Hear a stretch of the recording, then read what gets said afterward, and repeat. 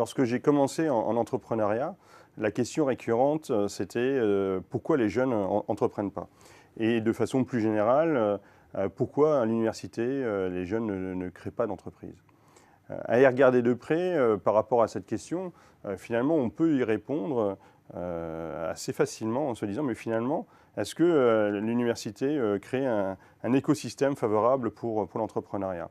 Les premières réponses, lorsque j'ai fait une étude là-dessus au niveau international en 2008, c'était de dire que finalement, au niveau de l'université, on formait beaucoup, notamment en France, sur le salariat et le fonctionnariat.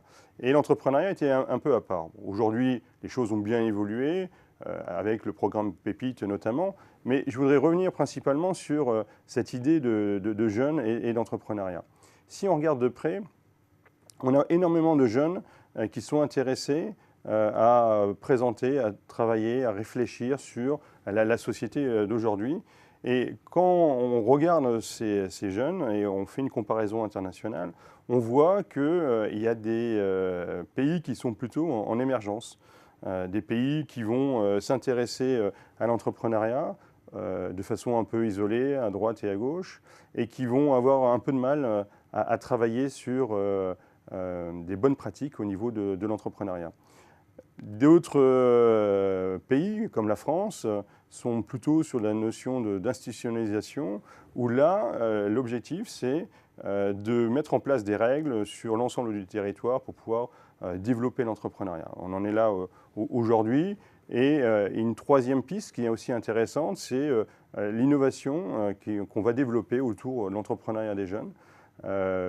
Globalement, c'est de se dire qu'entreprendre aujourd'hui ne correspond pas à entreprendre hier et ne correspondra peut-être pas à entreprendre demain. Donc comment on fait pour entreprendre? Les recettes ne sont plus les mêmes. L'idée d'un business plan n'est pas forcément le meilleur point d'entrée pour pouvoir avancer.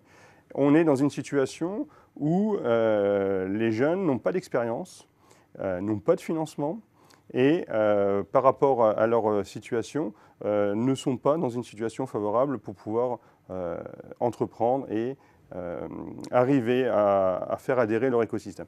Donc c'est pour ça qu'il est très important de comprendre aujourd'hui où on se situe et où se situe le niveau français pour pouvoir développer des démarches de pédagogie qui sont très adaptées par rapport à l'attente. On le voit, des pédagogies qui sont plus interactives, des pédagogies qui sont plus liées sur l'action, la mise en situation, sont plus bénéfiques que simplement des cours, et notamment des cours techniques autour de l'entrepreneuriat. Donc il y a une vraie révolution en marche autour de l'entrepreneuriat, je trouve ça très intéressant. Ça nous interpelle, nous, enseignants-chercheurs, sur nos pratiques, nos façons de faire, nos formations et nos recherches.